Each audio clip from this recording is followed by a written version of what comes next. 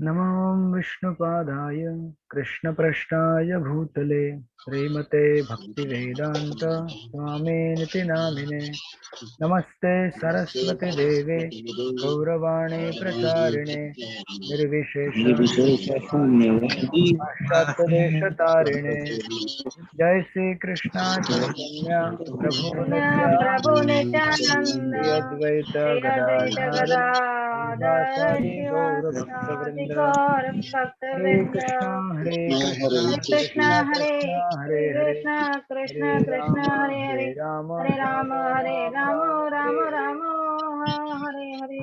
हरे हरे। गुरु शिष्य परंपरा निकालिए। आप लोग माइक बिना ऑन किए आपने आपके इधर पढ़िएगा, क्योंकि थोड़ा माइक से डिस्टरबेंस आ रहा है।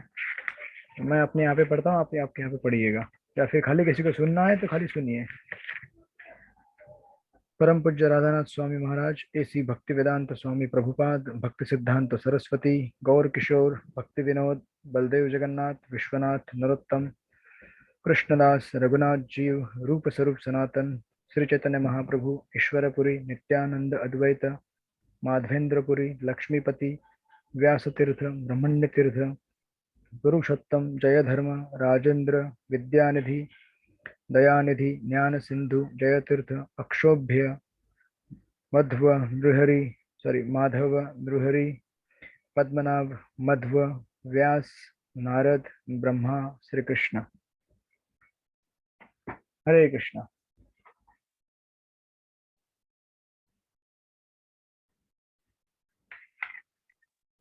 आप सब लोगों का स्वागत है हमारे भक्ति शास्त्री कोर्स में। हम लोग अभी स्टडी कर रहे हैं ईशोपनिषद, और हम लोगों ने ईशोपनिषद में आई थिंक भूमिका में लगभग 6 पॉइंट्स पूरे कर लिए थे, राइट।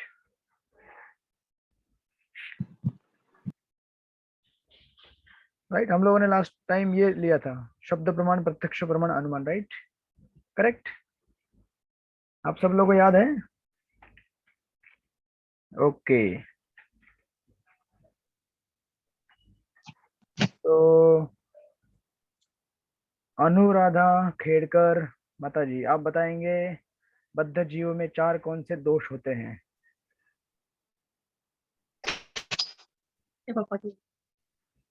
ओके, सब लोग ऑनलाइन है या जस्ट ऑन करके बैठ गए हैं? हरी बोल। हरि बोल। कहाँ गए? ओके, हरि बोल। यस।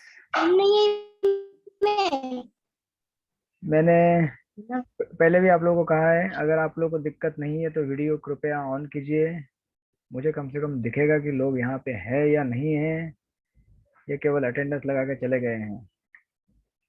ओके, नीति महाडिक आप हैं यहाँ पे?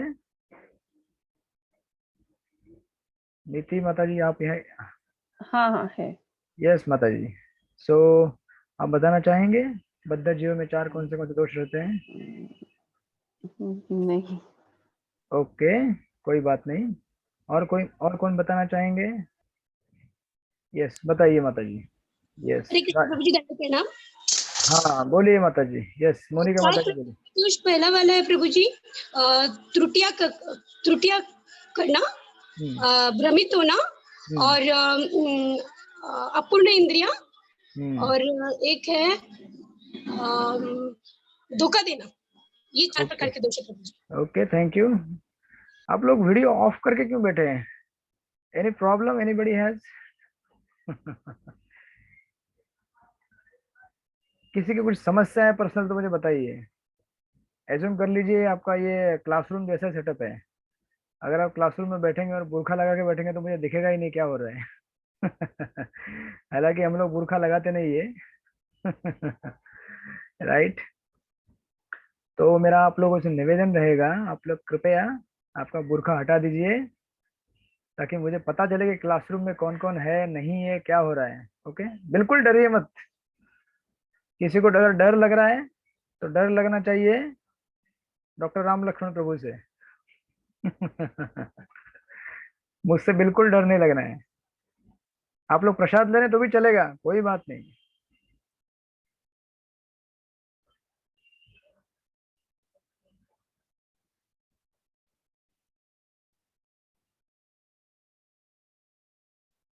Okay, I am waiting for others. H M. Patil प्रभु कौन है यहाँ पे? एच.एम. पाटिल माता जी है, प्रभु जी कौन है? अभी तो मालूम भी नहीं पड़ेगा हमें कौन है। हरे कृष्णा प्रभु जी, दंडवत प्रणाम प्रभु जी। दंडवत। हरे कृष्णा। आपकी आवाज के साथ साथ आपका दर्शन भी लीजिए कृपया करके।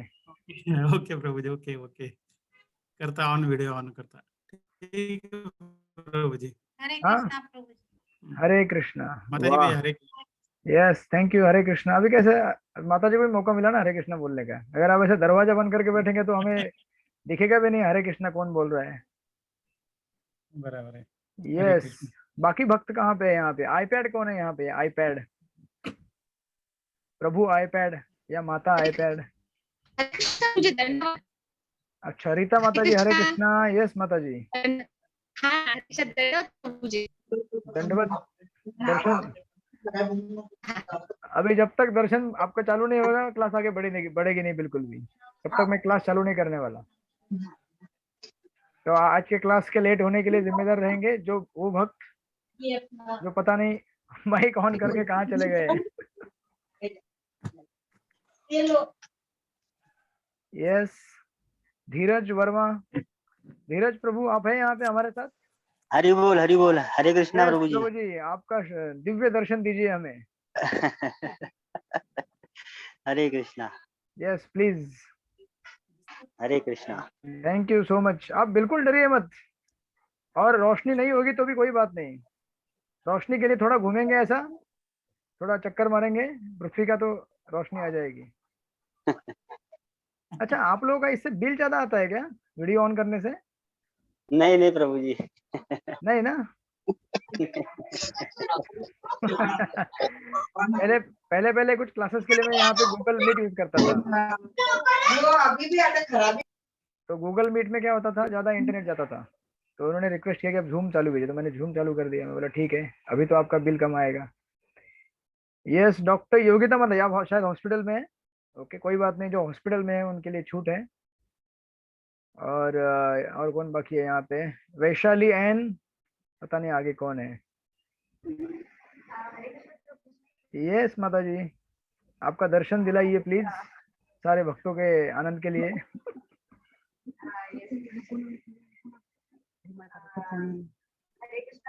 हरे Krishna, thank you so much. Okay, और मैं मम्मी के साथ बैठती हूँ। हरे कृष्णा प्रभु जी, Yes, yes. दंडवत प्रणाम। ओके बढ़िया। तो फिर आपकी मम्मी को भी उपनिषद सुनने का मौका मिलेगा। तो आप लोग बिल्कुल डरिए नहीं मुझसे। मम्मी की वजह से ही मैं बैठती हूँ प्रभु जी। एक सेकंड है, एक सेकंड। हरि बोल।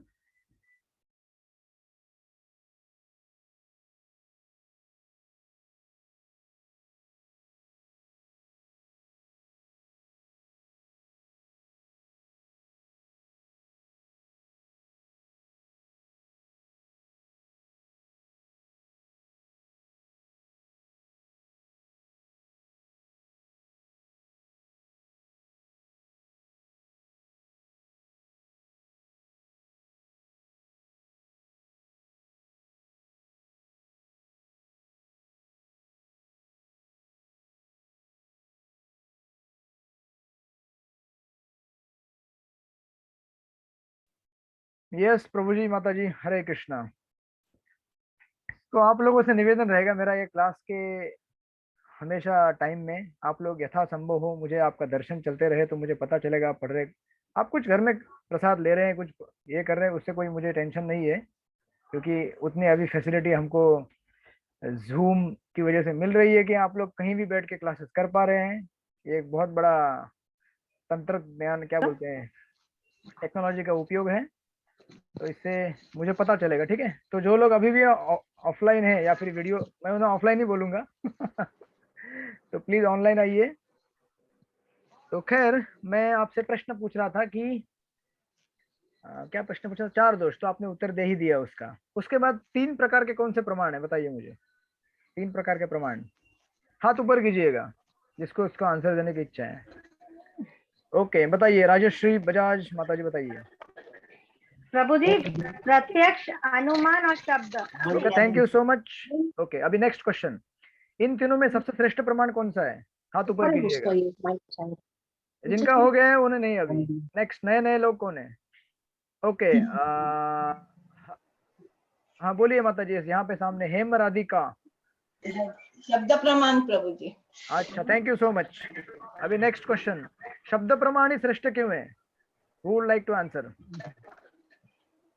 Who would like to answer? शब्द प्रमाण ही श्रेष्ठ क्यों है, कौन बताएगा? ये आईपैड वाले कौन है? प्रभु जी हैं, माता जी कौन है? आईपैड। हाँ अच्छा आप ही है क्या? अच्छा विजय पाठक। अच्छा okay okay thank you thank you. आप लोग जब आंसर करना चाहेगा ना हाथ ऊपर कीजिए, बोलिए मत, क्योंकि यहाँ पे माइक से बहुत डिस्टर्बेंस होता है। कौन आंसर करना चाहेगा? ओके वापस हेम राधिका माता जी। उसके अलावा और कोई है? मैं पॉइंट्स गिन रहा हूँ पूरे। ओके वैशाली माता जी, हाँ बताइए आप। माइक ऑन कीजिए, माइक ऑन कीजिए। हाँ हम्म? क्योंकि वो शब्द प्रमाण भगवान ने बताया और 4 दोष उसको करेंगे। Okay thank you, wonderful answer. Yes perfect, क्योंकि ये भगवान ने बताया है इसीलिए 4 दोषों के परे है, इसीलिए शब्द प्रमाण सबसे श्रेष्ठ है। ओके नेक्स्ट क्वेश्चन, तो इसका मतलब ये है क्या कि अनुमान और प्रत्यक्ष प्रमाण ये फालतू बकवास है? इसका मतलब ये होता है क्या? कौन देना चाहेगा इसका एक्सप्लेनेशन?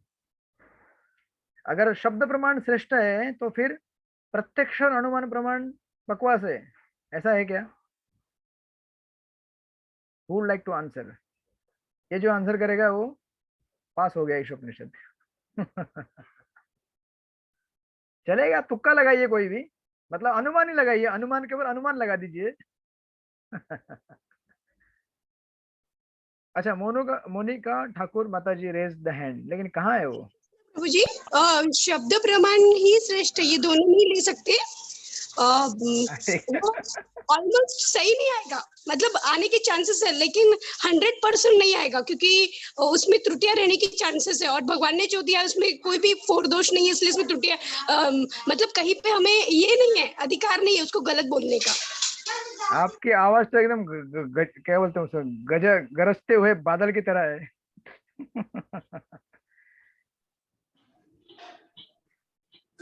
ओके थैंक यू, लेकिन आपका आंसर अभी भी मुझे कंप्लीट नहीं मिला है। और अभी भी मैं रिक्वेस्ट करूंगा जो लोग ऑफलाइन जा रहे हैं कृपया ऑनलाइन आए, सामने आए। आप लोग पता नहीं क्यों डर रहे हैं मुझसे। देखिए अगर आप सामने रहेंगे ना तो बाकी लोगों को भी उत्साह आएगा। आप लोग जब स्क्रीन देख रहे हो तो खाली मैं दिख रहा हूँ या सब लोग दिख रहे हैं स्क्रीन में? हरे कृष्ण प्रभु जी। सब लोग दिख रहे हैं ना स्क्रीन में? हाँ जी। रूपाली माता जी आपको स्क्रीन में कौन कौन दिख रहे हैं?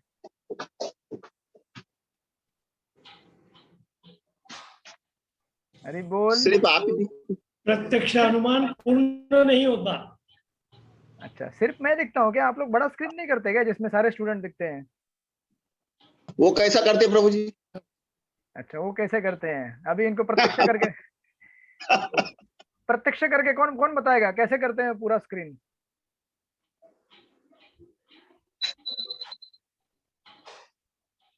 ठीक है बताते हैं बाद में। यहाँ पे कोई उसमें ऑप्शन रहता है एक्चुअली, स्पीकर को to highlight the speaker and to view everyone ऐसा करके ऑप्शन रहता है। तो आप उसमें देखेंगे ना तो आपको सारे लोग दिखेंगे। प्रभु जी मोबाइल मोबाइल में मोबाइल में नहीं दिखता है वो। नहीं होता है ना मोबाइल पे मोबाइल में। 4 अच्छा 4 ही लोग दिखते हैं क्या? हाँ चलेगा 4 तो 4 लोग ना, कम से कम ऐसा लगेगा कि भक्तों के संग में बैठा हूं मैं। अच्छा अकेला ही खाली मेरा वीडियो देखेंगे तो लगेगा 1-to-1 कोचिंग हो रही है। एनीवे और अनफॉर्चुनेटली वो 4 अगर वीडियो ऑफ वाले रहेंगे तो पता नहीं क्या होगा। एटलीस्ट मुझे तो सब दिखने चाहिए, मुझे क्लासरूम पूरा भरा हुआ दिखेगा तो उत्साह आता है। एनीवे तो आपने, हाँ और कोई आंसर देना चाहता था यहाँ पे? Who would like to give answer? कौन देना चाह रहा है आंसर यहाँ पे? तुम्हें बोला ना। हाँ बोलिए। हरे कृष्ण प्रभु। यस यस बोलिए। प्रत्यक्ष प्रमाण पूर्ण नहीं होता। हाँ, ये तो पहले ही बता दिया है लोगों ने। मेरा क्वेश्चन ये था कि शब्द प्रमाण, प्रत्यक्ष प्रमाण, अनुमान प्रमाण, इन प्रमाणों में शब्द प्रमाण सबसे श्रेष्ठ है। क्या इसका मतलब ये है क्या कि प्रत्यक्ष अनुमान बकवास है, उसको रिजेक्ट कर दो? क्योंकि हमारी इंद्रिय पूर्ण नहीं होती। यस, आप लोग अभी भी टेक्स्ट बुक मोड में हैं। अभी आप कॉलेज से बाहर निकल जाइए। अभी आप लोग स्कूल कॉलेज में नहीं है, अभी आप लोग कहाँ पे आए हैं? इस्कॉन में आए हैं। यहाँ पे हम प्रैक्टिकल डेमो करना चाहते हैं, लाइव। प्रैक्टिकली कैसे अप्लाई करेंगे आप इस नॉलेज को? हरे समझो। कृष्णा। प्रभु जी एस हरे कृष्णा। एक मिनट, यहाँ पे कोई आंसर देने पहले। ओके, शीला माता जी, आपका वो सुंदर कप दिखता है हमें हमेशा, उसमें क्या है? हर्बल टी है, चाय है, कॉफी है, क्या है? यस, प्रभु आपका जी, मैं दर्शन बताऊं? दीजिए, आपका वो दर्शन आता दीजिए। आता नहीं मुझे प्रभु करना, बच्चे ने किया ओ है। ऐसा ऐसा, ओके ओके ओके, अगली बार से सीख लीजिएगा, ठीक है? ओके, बोलिए आंसर। हाँ, यस बोलिए। प्रत्यक्ष अनुमान ऐसा है कि अपन सूर्य को देखते हैं तो हम्म अपने को एक थाली के जैसा दिखता है, हम्म लेकिन जैसा पास में जाके देखेंगे टेलीस्कोप से तो वो बड़ा दिखेगा, एक प्लेनेट दिखता है। तो ये ओके प्रत्यक्ष होने, अपन देखने के बाद भी वैसा रहता नहीं, इसलिए वो अपूर्ण है। और ओके। अनुमान भी जैसा डार्विन का सिद्धांत बताया है, बंदर को देख के कि बंदर से उत्पत्ति इंसान की हुई है करके, लेकिन वो उसका भी उन्होंने वो भी अनुमान है उनका, सही नहीं है। ओके, थैंक इसलिए यू। वो भी प्रमाण ये नहीं है। ओके, थैंक यू, असल मराठी आंसर दिया आपने। और शब्द प्रमाण से ओके, फाइनल, थैंक यू माता जी। अभी फाइनल आंसर एक। ओके, दैनेश प्रभु प्रभु जी, बोलिए फाइनल। यस। हाँ, प्रभु जी आपने पूछा था कि अनुमान प्रमाण और प्रत्यक्ष प्रमाण का क्या मतलब, वो एकदम फालतू है क्या? तो ऐसा नहीं, अगर वो उनसे जो आने वाला कंक्लूजन है वो शब्द प्रमाण के मुताबिक है तो फिर ओके, वो सही है। Yes yes. लेकिन अगर कुछ प्रत्यक्ष में देख रहे हैं लेकिन वो शब्द प्रमाण के मुताबिक नहीं है तो फिर हमको शब्द प्रमाण को रेफर करना चाहिए और अपना अंडरस्टैंडिंग सुधारना चाहिए। ओके, थैंक यू, सब लोग ताली बजाएं। Nice answer, good answer. तो शब्द प्रमाण कहा जाता है। ओके, अभी प्रवचन कहाँ से हो रहा है ये?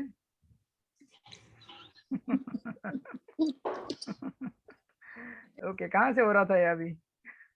अच्छा, गायब हो गया। ओके, कोई बात नहीं। तो एक बहुत सुंदर आंसर दिया आपने, थैंक यू। उसको मैं थोड़ा ऐड करूंगा। जैसे प्रभु जी ने कहा, देखिए, क्योंकि हम जब प्रैक्टिकली डील करेंगे तो हम प्रत्यक्ष से देखते हैं ना। बहुत सारे लोग भी आंखों से देख रहे हैं। तो आप जो आंखों से देख रहे हैं, मैं दिख रहा हूँ आपको, बाकी स्टूडेंट दिख रहे हैं, तो ये सही है कि गलत है? सही है ना, देख रहे हैं ना। तो आप अगर जो प्रचार करेंगे या इस चीजों को इस्तेमाल करेंगे आपके डे टू डे लाइफ में, तो इस तरह से इस्तेमाल कीजिए, या इसको व्यवहार में इस तरह लाइए कि सामने वाला ऑब्जेक्शन ना उठाए, वो बोले क्या बात करते हो, प्रत्यक्ष अनुमान फालतू है। तो फिर कल से गाड़ी में बैठना बंद कर दो, क्योंकि गाड़ी को देख के बैठते हो ना, थोड़ी उसको शब्द में लिखा है इसलिए बैठते हो, नहीं ना। देखिए, डे टू डे लाइफ में प्रत्यक्ष और शब्द अनुमान दोनों काम करते हैं। बट जैसे प्रभु जी ने कहा, whenever we take any spiritual concepts, या फिर when you want to go to the truth of the subject matter, जब सत्य जानना है किसी चीज के बारे में, अब जैसे बस तो बस है, आंखों से दिखती है, लेकिन बस एक्चुअली है क्या तत्वता, उसके बारे में तो शास्त्रीय अनुमोदन करेंगे ना, कि ये एक पर्टिकुलर तत्व से बना हुआ है, फिर वो तत्व कहाँ से आए, ऐसा करते करते हम ट्रेस बैक कर सकते हैं ट्रुथ के ऊपर। बट इन एनी केस, जो प्रभु जी ने आंसर दिया वो भी परफेक्ट है। जैसे कोई बोलेगा ये जगत क्या है, दुखालय है, ये हमारा सबका, हम देखते हैं आंखों से, किसी को चोट लगती है, कोई बीमार रहता है, कभी अगर हॉस्पिटल में जाएंगे आप, मेरी सिस्टर यहाँ पे हॉस्पिटल में नर्स है, जे हॉस्पिटल में, तो मैं हमेशा उसको कभी कभी मिलने के लिए जाता हूँ, तो देखता हूँ किसी का पैर टूटा हुआ है, किसी का हाथ टूटा हुआ है, किसी का गले में कुछ लगाया हुआ है, किसी को अलग अलग भांति भांति के पेशेंट दिखते हैं, तो बहुत दुखालय जगत है। तो ये शास्त्र से क्या करता है, कंफर्म करता है। शास्त्र बोलता है दुखालय है, सामने देखता हूँ दुखालय है, राइट। तो this is one way. Also अगर समझो प्रत्यक्ष प्रमाण और शब्द प्रमाण भी हमारे सामने है, और शब्द प्रमाण भी है, लेकिन शब्द प्रमाण, जैसे अगर कोई बोलेगा कि ये जगत में दुख मतलब कोई बोलेगा कि इस जगत में दुख है ही नहीं, लेकिन सामने तो दुख दिखता है हमें, तो उस समय हमें क्या करना चाहिए, शब्द प्रमाण को ऊपर रखना चाहिए, और उसके नीचे फिर क्या होना चाहिए, सेकंड लेवल पे प्रत्यक्ष अनुमान। यानी कि प्रत्यक्ष अनुमान जो बोल भी रहे हो, they should be subordinate to the शब्द, okay, thank you so much. Summary हो गया हम लोगों का। तो आगे बढ़ते हैं। आज जस्ट मैं आपको टेस्ट कर रहा था कि आप लोग पढ़ाई कर रहे हैं, नहीं कर रहे हैं, क्या कर रहे हैं। तो आप में से काफी लोग पढ़ाई कर रहे हैं। तो ऑफ कोर्स आप लोग का ये पहला पहला कुछ सेशन चालू है, तो धीरे धीरे आप इसको प्रैक्टिकली अप्लाई करना सीखेंगे। कॉन्सेप्ट्स जो रहते हैं स्पिरिचुअल, ये थ्योरेटिकल नहीं होते हैं। अगर आप उसे थ्योरेटिकली लेंगे तो आप फिर बाहर के जीवन में अप्लाई नहीं कर पाएंगे। इसीलिए कॉन्सेप्ट्स को थोड़ा डेप्थ में जाकर समझने की कोशिश कीजिए, ठीक है। वो ट्रेनिंग आपकी धीरे धीरे होगी आपके क्लासेस और आपके जो जपा करते हैं, हरे कृष्णा कृष्ण कृष्ण हरे हरे, हरे राम राम राम हरे हरे, हरे इस चैंटिंग के थ्रू आपकी होगी। तो उसके बाद आफ्टर दिस पॉइंट नंबर ये था 6, 3 प्रकार के प्रमाण, प्रत्यक्ष, शब्द और अनुमान। अब उसके बाद अगर आप जाएंगे पेज नंबर XIII यानी कि 8 नंबर का पेज भूमिका में, जो मैंने फोटोग्राफ दिया आपके सबके पास अभी बुक आ गया, राइट। तो आप अपने बुक में उसको हाईलाइट भी कर सकते हैं। उसके बाद प्रभुपाद कहते हैं कि भारत में 2 प्रकार के अध्यात्मवादियों के बारे में बता रहे हैं। यानी कि there are 2 types of spiritual organisations. 2 प्रकार के आध्यात्मिक लोग भारत में देखे जाते हैं प्राय, या भारत में या पूरी दुनिया में कहीं भी। तो वो 2 लोग हैं, साकारवादी और दूसरे निराकारवादी। या फिर जैसे प्रभुपाद यहाँ पे कह रहे हैं, अध्यात्मवादियों का एक वर्ग निर्विशेषवादी कहलाता है और दूसरा वर्ग निर्विशेषवादी या मायावादी कहलाता है। ये सामान्यतः वेदांती कहलाते हैं, जिनमें शंकराचार्य प्रमुख है। दूसरे प्रकार के अध्यात्मवादी वैष्णव कहलाते हैं, यथा रामानुजाचार्य, मध्वाचार्य, विष्णु स्वामी जैसे जैसे अनेक आचार्य जो होके गए हैं वैष्णव संप्रदाय में। तो आई होप कि आप लोगों को पहले ये 2 टर्म्स मालूम है, निर्विशेषवादी और वैष्णव। किन किन लोगों को मालूम नहीं है, जरा हाथ ऊपर कीजिए। अच्छा, मालूम नहीं है कुछ लोगों को, निर्विशेषवादी और मायावादी। देखिए, जो भगवान को व्यक्तिगत रूप में मानते हैं उनको बोलते हैं वैष्णव या फिर सविशेषवादी। ये 2 शब्द है, निर्विशेष और सविशेष। निर्विशेष यानी कि कुछ विशेषता नहीं है उसमें, कुछ फीचर्स नहीं है। और सविशेष यानी कि विथ सम फीचर्स। सम यानी कि साथ में होना, और न मतलब ना होना, एज सिंपल एज। उसी को हम अभी देखिए, निर्विशेषवादियों में भी 2 गुट रहते हैं, दो टाइप रहते हैं, 2 कैटेगरी होती है। एक होती है ब्रह्मवादी और एक होती है मायावादी।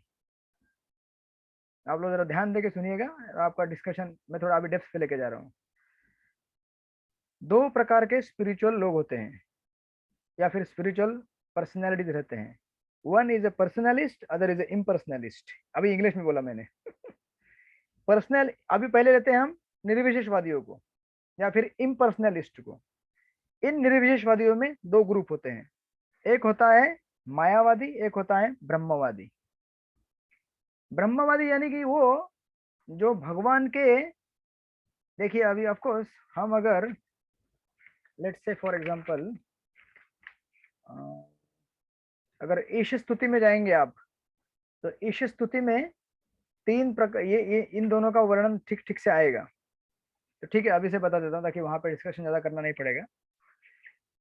जो व्यक्ति भगवान के साकार रूप को मानता नहीं या जानता नहीं या समझता नहीं, उसको बोलते हैं बेसिकली निर्विशेषवादी। और उसी को, उसमें 2 ग्रुप बन गए, एक हो गया ब्रह्मवादी, एक हो गया मायावादी। अब आप बोलेंगे कि दोनों में फर्क क्या है, एक हो गया ब्रह्मवादी, एक हो गया मायावादी।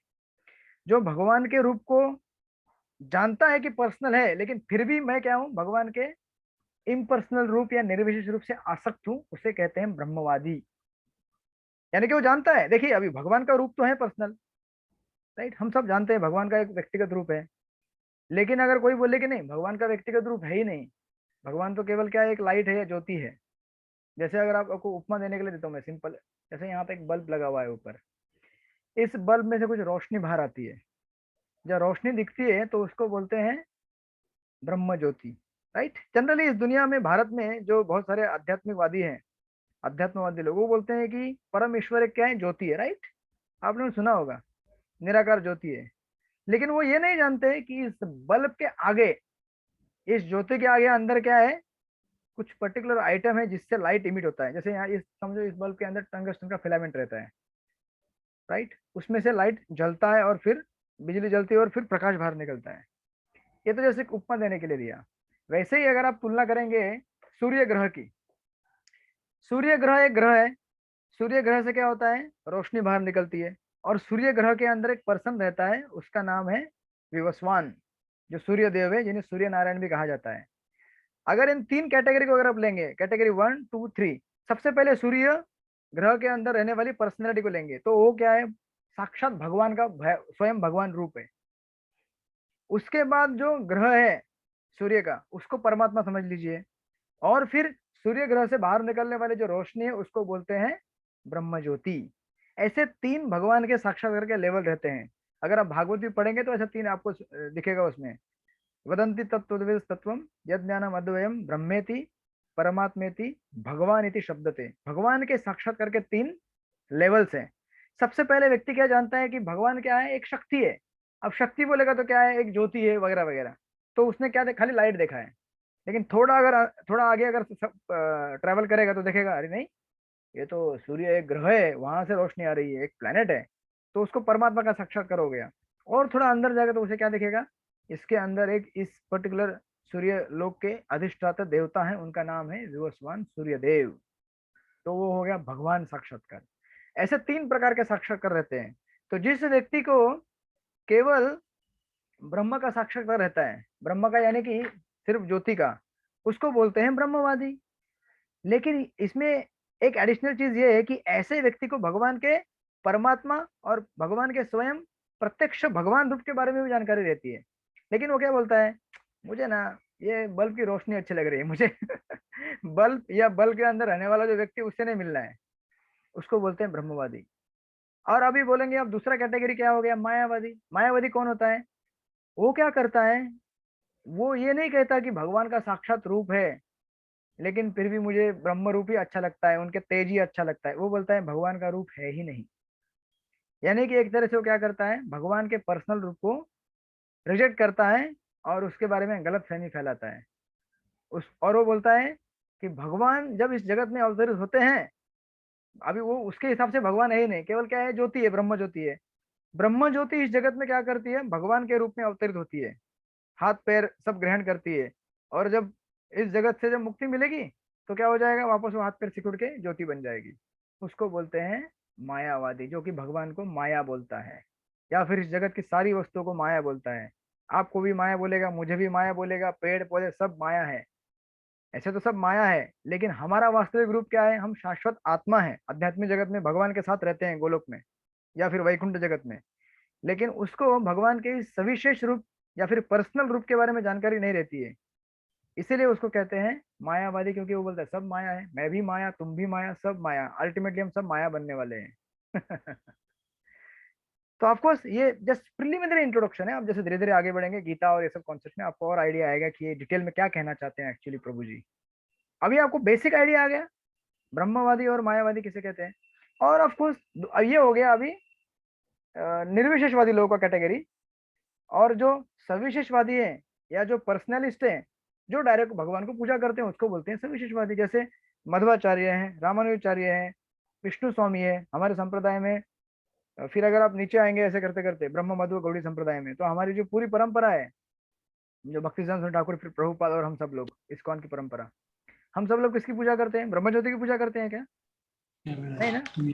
हम किसकी पूजा करते हैं, साक्षात गोलोकवासी भगवान श्री कृष्ण की पूजा करते हैं, या वैकुंठ या साकेतवासी भगवान राम की पूजा करते हैं, या फिर वैकुंठवासी जो भगवान के अलग अलग विस्तारित रूप है, अंश हैं, सॉरी विस्तारित जो रूप है विष्णु के, उनकी पूजा करते हैं।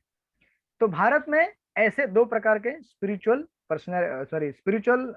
प्रैक्टिस करने वाले दो संप्रदाय हैं, एक है पर्सनलिस्ट, एक है इम्पर्सनलिस्ट, सविशेषवादी निर्विशेषवादी। तो उस चीज को यहाँ पे प्रभुपाद हाईलाइट कर रहे हैं। अब प्रभुपाद क्या पॉइंट बिल्ड करना चाहते हैं, ऐसा बता के, ये सब बता के ये पॉइंट बिल्ड करना चाहते हैं कि दोनों ही व्यक्ति क्या कर रहे हैं, भगवान, पहली बात तो दोनों ही वेदों को मानते हैं। सी अपना ओरिजिन कहाँ से हुआ था डिस्कशन का, वेद, राइट। ये वेद बहुत महत्वपूर्ण है। वेद कहाँ से आते हैं? आध्यात्मिक जगत से आते हैं। अभी चलो ये भी नहीं मान लिया, आप समझ में आया कि भगवान से आते, कहाँ से आते हैं, फिर भी हम मान रहे हैं कि ये क्या है, अप्राकृत है, इस जगत से परे कहीं से और ऊपर से आ रहे हैं। वो सोर्स क्या है हमको भले मालूम ना हो, चाहे ब्रह्म हो, परमात्मा हो या भगवान हो, आते तो भगवान से ही है, लेकिन अगर इसको मालूम ना हो, जैसे ब्रह्मवादी लोगों को मालूम नहीं है, सॉरी मायावादी लोगों को मालूम नहीं है, लेकिन चाहे वो पर्सनलिस्ट हो या इम्पर्सनलिस्ट हो, यानी कि सविशेषवादी वाला हो या निर्विशेषवादी वाला हो, हम सब क्या करते हैं, वेदों को, या ये दो ग्रुप वेदों को मानते हैं। That's the common thing between them. फिर वेदों का फाइनल कंक्लूजन क्या है, इसके बारे में दोनों में डिफरेंस रहेगा, but both of them accept Vedas as the ultimate source of knowledge, क्योंकि ये वेदा क्या है, चार दोषों के परे हैं। ठीक है, आगे बढ़े अभी।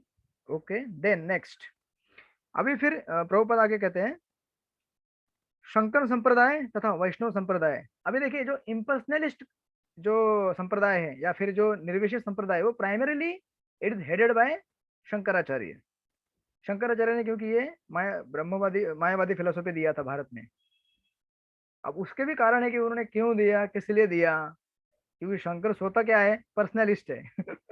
वो स्वयं भगवान की प्रत्यक्ष एक व्यक्ति के रूप में पूजा करते। फिर आप बोलेंगे उन्होंने फिर मायावाद का थियरी क्यों दिया या निर्विशेष फिलोसॉफी क्यों दिया? इसके पीछे सिंपल रीजन है, आप लोगों ने हिस्ट्री देखेंगे, अगर ट्रेस करेंगे तो बुद्ध का अवतार क्यों हुआ? आप में से कौन बताएगा बुद्ध का अवतार क्यों हुआ, भगवान बुद्ध का अवतार? Yes, raise your hand. पशुओं की हत्या नहीं करना बोल के। ओके, पशुओं की,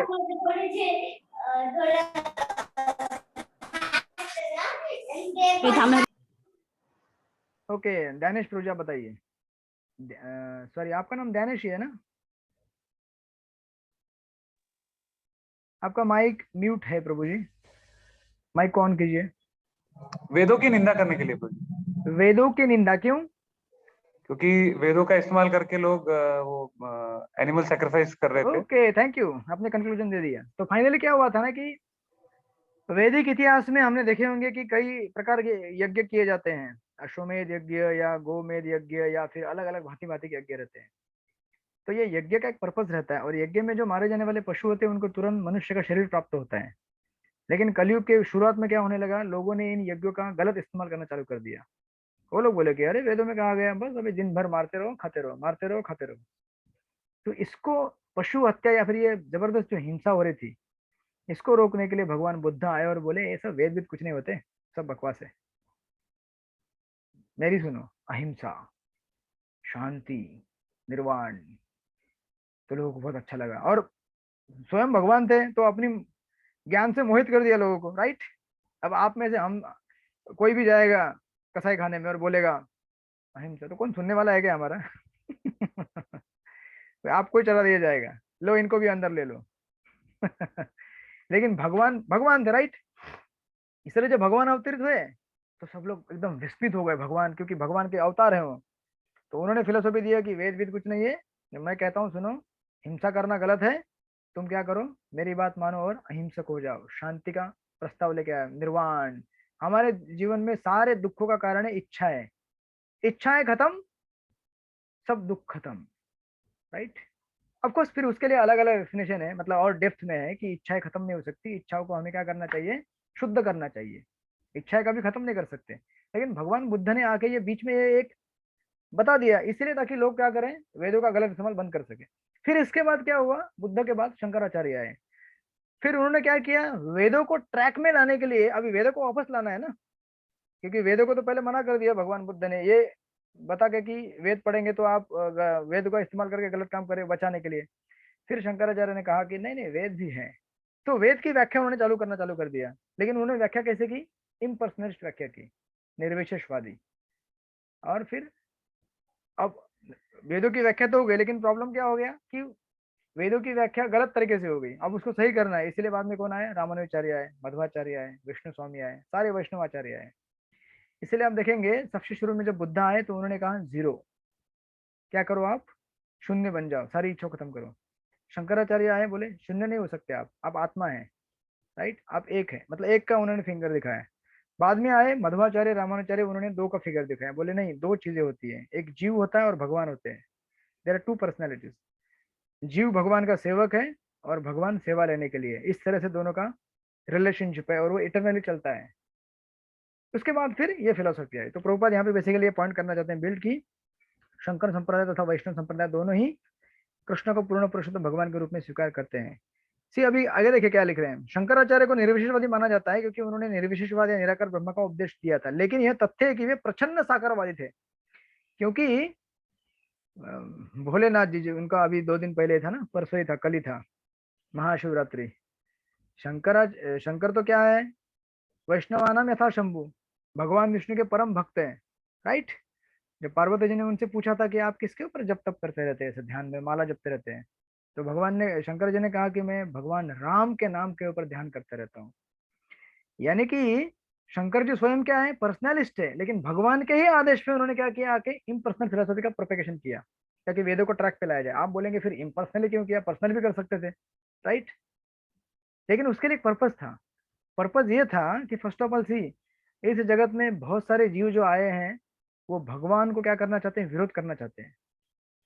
तो विरोध 2 लेवल पे किया जाता है, एक तो ग्रॉस लेवल पे इंद्रिय तृप्ति करके, स्थूल लेवल पे, और सटल या सूक्ष्म लेवल पे जो फिलोसॉफी है, सिद्धांत है, उसको रिजेक्ट करके। तो अगर आपको भगवान को रिजेक्ट करना है तो ऐसे भी लोग बोलते हैं भगवान को नहीं मानता मैं, और कुछ लोग ऐसे हैं बोले हाँ भगवान को मानता हूँ, लेकिन पेपर में क्या लिखेंगे, भगवान का हाथ नहीं, भगवान का कान नहीं, भगवान का पैर नहीं, भगवान अंधे है राइट।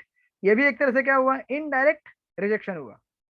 तो जीव की this is one of the reason, there are many reason, ऐसे बहुत सारे कारण है, मैं जस्ट एक रीजन बताया आपको कि शंकराचार्य ने इम्पर्सनल फिलोसॉफी ही क्यों बताई, राइट। ऑफकोर्स ये अपने सिलेबस के बाहर जाएगा, ज्यादा डिस्कस करने जाऊंगा तो। एंड देन उसके बाद यहाँ पे लिखते हैं कि उन्होंने भगवदगीता पर अपने भाष्य में लिखा है पूर्ण पुरुषोत्तम भगवान नारायण इस दृश्य जगत से परे हैं, और आगे फिर वे इसकी पुष्टि करते हैं, राइट। अतः फिर फाइनली प्रभुपाद लिखते हैं कि अतः सभी अध्यात्मवादी कृष्ण को पूर्ण पुरुषोत्तम रूप में स्वीकार करते हैं, इस विषय में कोई संदेह नहीं है। और फिर प्रभुपाद लिख रहे हैं कृष्ण भावनामृत में हमारे ज्ञान का स्रोत प्रत्यक्ष भगवद गीता है जो सीधे कृष्ण से आई है। इस्कॉन में हमारे सोर्स का नॉलेज क्या है, Shrimad Bhagavad Gita, of course beginning with Ishopanishad and then gradually going to Bhagavad Gita. हमने, और प्रभुपाद लिख रहे हैं कि हमने भगवद गीता यथारूप प्रकाशित की है। यथारूप यानी कि कैसे, जैसी है वैसी, क्योंकि हमने कृष्ण जिस रूप में बोलते हैं उसी रूप में उन्हें बिना अपने किसी व्याख्या के स्वीकार किया है। और फिर फाइनली प्रभुपाद कंक्लूड करें कि इस तरह से हमें क्या करना चाहिए, वैदिक ज्ञान लेना चाहिए। अगर वैदिक ज्ञान लेंगे तो क्या होगा, प्रभुपाद लिख रहे फाइनली कि यही कृष्ण भावनामृत है, सॉरी कृष्ण जो भी कहते हैं हम उसे स्वीकार करते हैं, यह कृष्ण भावनामृत है। इससे काफी समय की बचत होती है। यदि आप सही प्रमाण या ज्ञान स्रोत को स्वीकार करते हैं तो आपके समय की काफी बचत होती है, क्योंकि आपको एक्सपेरिमेंट करना नहीं पड़ता है ना। फिर अगर मैंने एक बार बता दिया कि देखो कल एग्जाम में या फिर आने वाले एग्जाम में जो मैंने उस दिन प्रश्न दिए थे उसी में से प्रश्न आएंगे, तो आपका काम खत्म हो गया, क्योंकि आपने ऑथेंटिक रेडियो स्टेशन से सुन लिया कि ये प्रश्न आने वाले हैं और अगर आप में से कोई जिज्ञासु रहेंगे, नहीं नहीं नहीं प्रभु जी झूठ बोल रहे हैं, ऐसा नहीं हो सकता, आई विल एक्सपेरिमेंट थोड़ा मतलब आपको मैं आपको डिस्करेज नहीं कर रहा हूँ आप लोग ढूंढ सकते हैं और पढ़ाई कर सकते हैं, but just to save your time, आपका समय बचाने के लिए मैंने क्या कर दिया, पहले ही दे दिया क्वेश्चन बैंक, लो इसे मिस आएगा। इसका मतलब बिल्कुल ये नहीं है कि आप उसके अलावा ना पढ़े, उसके अलावा भी पढ़े, लेकिन चूंकि आजकल हमारे दिनचर्या, हमारा जॉब नौकरी शहर ये वो फलाना फलाना इतना बिजी हो गया, इसलिए मैं पहले से क्वेश्चन बैंक दे रहा हूँ। तो अगर मैं पहले से दे रहा हूँ, आप उसके ऊपर फेथ रखेंगे, पढ़ाई करेंगे, एग्जाम में उसमें से क्वेश्चन आएंगे, आप लिखेंगे, पास हो जाएंगे। और लाइफ में भी वही क्वेश्चन आने वाले हैं, वही क्वेश्चन मैंने दिए हैं न केवल एग्जाम पेपर के लिए बल्कि आपके प्रैक्टिकल लाइफ के लिए भी है, राइट। तो इस तरह से ये पॉइंट नंबर 6 यहाँ पे प्रभुपाद कंक्लूड करते हैं। एंड देन अभी 7वां पॉइंट प्रभुपाद बताते हैं कि अभी इसी पॉइंट को कनेक्ट कर रहे हैं आगे, इसी पॉइंट को आगे कनेक्ट करते हुए बोलते हैं कि इस जगत में 2 प्रकार की ज्ञान प्राप्त करने की पद्धतियां होती है। कौन सी पद्धतियां होती है, ओके। नीति महाडिक माता जी, आप कृपया उस पैराग्राफ को पढ़िए,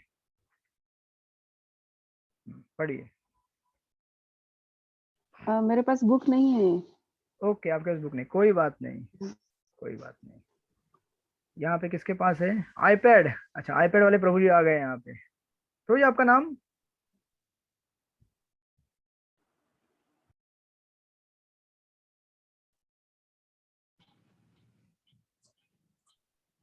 यस प्रभु जी। विजय पालनकर। Thank you. आपके पास बुक है? हाँ जी। हाँ पढ़िए 7वां पॉइंट। कौन सा? ईशोपनिषद में हम जो अभी स्टडी कर रहे हैं 7th पॉइंट। कुठला है?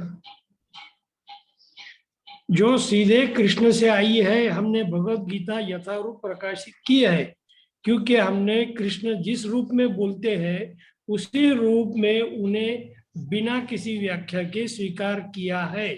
थोड़ा आगे जाइए, थोड़ा आगे यदि जाइए, थोड़ा आगे जाइए। हाँ, भौतिक जगत में ज्ञान हाँ, की दो पद्धति है। यही वैदिक ज्ञान है। क्योंकि वैदिक ज्ञान शुद्ध है, अतएव हम इसे स्वीकार करते हैं।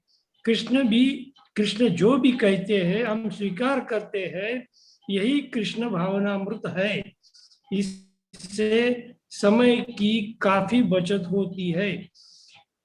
यदि आप सही प्रमाण या ज्ञान स्तोत्र को स्वीकार करते हैं तो आपके समय की काफी बचत होगी। उदाहरणार्थ, भौतिक जगत में ज्ञान की दो पद्धतियां हैं, निगमानिक तथा आगमानिक। निगमानिक विधि से आप स्वीकार करते हैं कि मनुष्य मर्त्य है। आपके पिता कहते हैं कि मनुष्य मर्त्य प्राणी है। आपकी बहन कहती है मनुष्य मर्त्य प्राणी है। हर कोई कहता है कि मनुष्य मर्त्य प्राणी है, लेकिन आप कोई प्रयोग नहीं करते।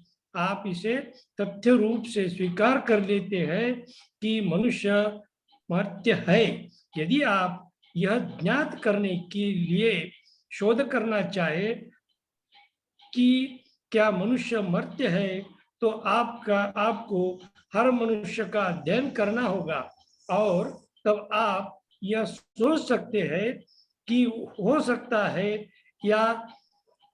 है कि कोई मनुष्य हो जो न मरे, लेकिन आपने उसे भी अभी तक देखा न हो। इस तरह आपका शोध कार्य कभी समाप्त नहीं होगा। Okay, thank you. संस्कृत में थैंक यू प्रभु जी। हरे कृष्णा। हरे कृष्णा।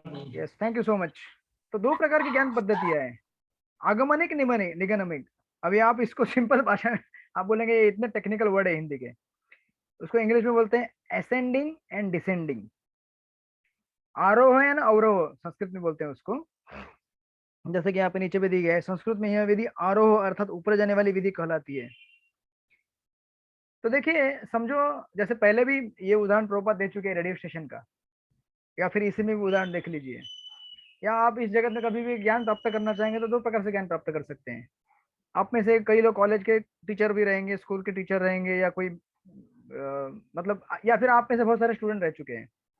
सपोज अगर आप लोगों में से कोई लोग बोलेंगे कि आई डोंट बिलीव इस टेक्स्ट बुक में क्या लिखा हुआ है, लेट मी रिसर्च इट।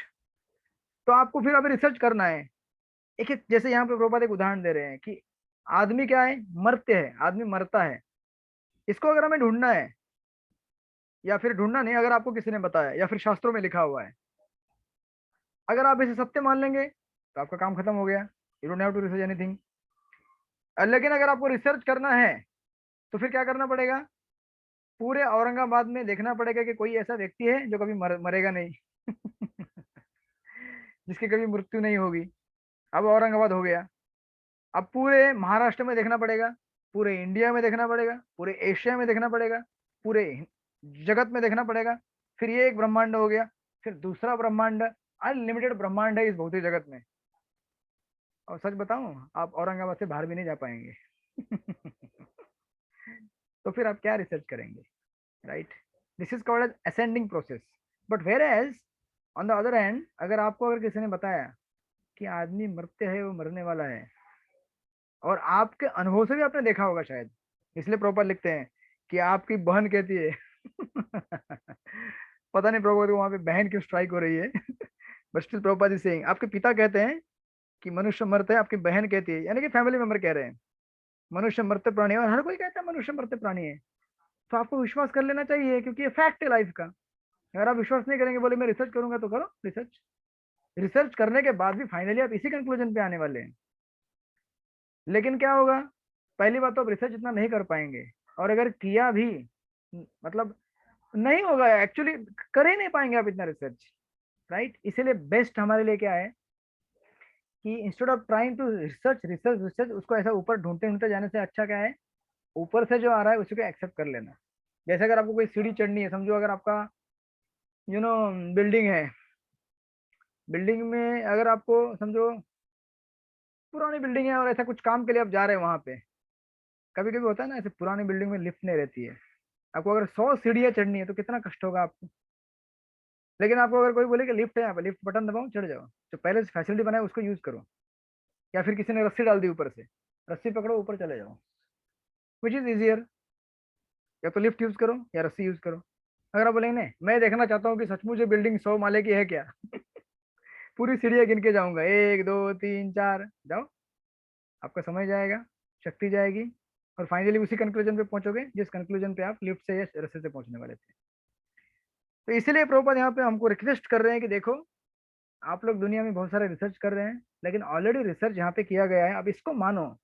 जैसे अगर आपको मानना है कि भगवान कृष्ण भगवान पूर्ण पुरुषोत्तम है, अगर आपको जानना है, आप बोलेंगे ठीक है इसकी पूजा भगवान के कहाँ कहाँ होती है, चलो देखते हैं। पहले नॉर्थ में जाते हैं, नॉर्थ में भी होती है, ओके, बद्रीनाथ, बद्री विशाल के रूप में, वृंदावन में जाएंगे वृंदावन में, अयोध्या में जाएंगे अयोध्या में है। आप बोलेंगे ठीक है नॉर्थ में हो गया, अभी ईस्ट में देखते हैं। तो ईस्ट बताइए, ईस्ट में कौन से मंदिर है विष्णु के, ईस्ट में कौन से ईस्टर्न इंडिया में?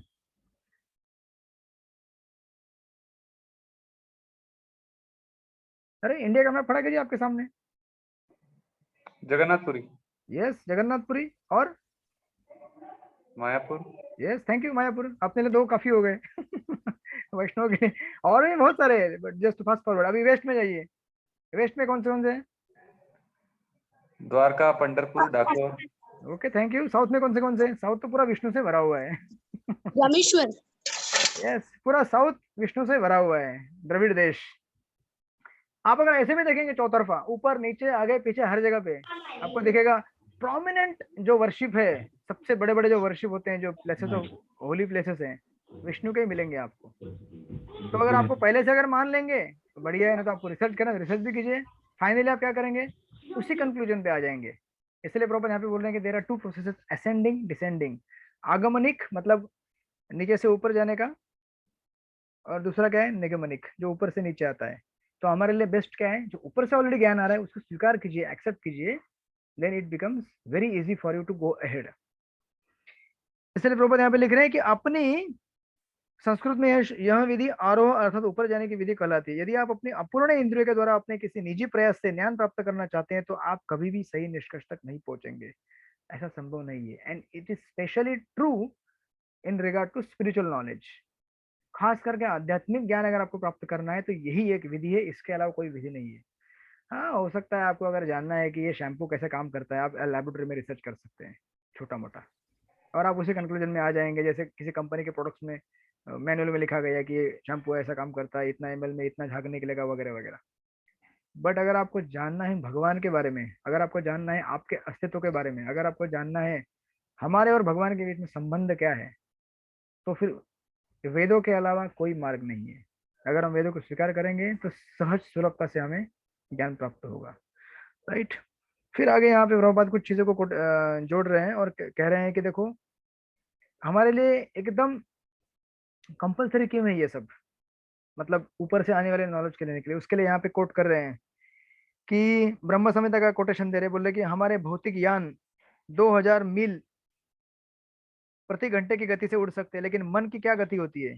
आप अपने घर में बैठे बैठे भारत के विषय में सोचे, जो जान लीजिए, मान लीजिए 10,000 मील दूर है, यानी कि प्रभुपाद ने वेस्ट में लिख रहे थे इसलिए बोल रहे हैं। अभी आप यहाँ पे बैठ के समझो, अगर सोचेंगे कि 21 सेकेंड एवेन्यू जहाँ पे प्रभुपाद ने शुरू में प्रचार किया, वो जगह कैसे, आप तुरंत वहां पहुंच जाते हैं, राइट। या आप सोचेंगे कि अभी देखो अभी जूम की वजह से हम तुरंत तुरंत पहुंच रहे हैं, लेकिन मन का गति क्या है, हम तो एटलीस्ट खोलना पड़ता है, देखना पड़ता है, लेकिन मन का गति क्या है, थॉट लिया तुरंत पहुंच गए आप वहां पे। तो बोल रहे हैं कि मन का वेग कितना तेज है, अतः यह कहा गया कि यदि आप लाखों वर्षों तक इस गति से यात्रा करें, यानी कि मन की गति से, तो भी आप पाएंगे कि आध्यात्मिक आकाश असीम है। क्योंकि आध्यात्मिक आकाश या फिर आध्यात्मिक जगत जो है वो किससे मतलब कवर्ड है, चित्त शक्ति से कवर्ड है, मतलब स्पिरिचुअल जो एनर्जी है उससे कवर्ड है।